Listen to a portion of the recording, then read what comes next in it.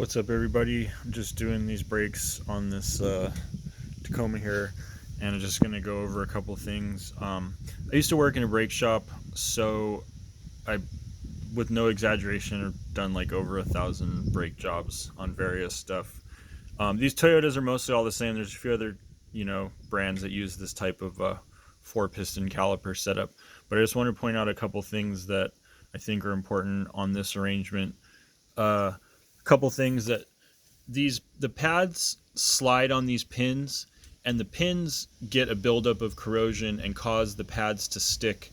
It's a pretty tight fit, and so it doesn't really take much anything extra to stop the thing from sliding easily. These aren't greased from the factory, so this truck is getting its first brake job. It's got 60,000 miles. I think it's like a 2016 or something like that.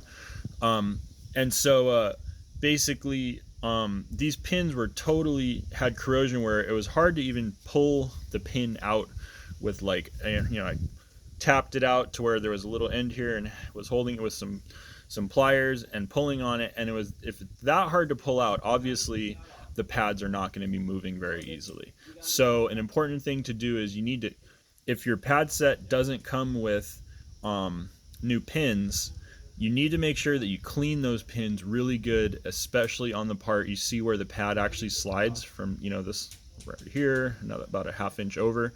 You need to clean that off really good, and then make sure that you grease it before you put it back on. And also you're going to want to grease the outside one of the pin before you start putting it in, because if you grease the inside and you go to put it in, all the grease just gets rubbed off at this point, and none of it actually makes it over to this side where it needs to be. So you grease the outside head side of the pin on the end, like a half inch from the end, this little zone in here.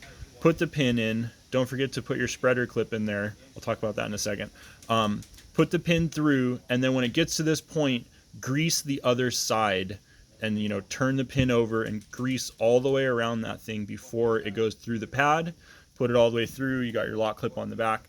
Okay, so that's that. Make sure that you clean those pins good and grease the part where the pad makes contact. Super important. This is literally first time brakes on this truck. It's only a few years old, and the pads were already kind of like sticky. It had uneven wear because of that. And then the other thing is these spreader clips here. I don't know why. They're a cool concept to keep positive outward force so the pads don't drag, but they only put one on, and it doesn't really, I don't know why. So when I'm doing brake pads and these are like this, what I'll do is keep the old one and put it back in, and then I'll put the new one in so that you have the spreader clip on both sides, and it gives you that nice positive outward force a little bit, and your pads don't ever drag. Okay, so that's how you do Toyota brakes.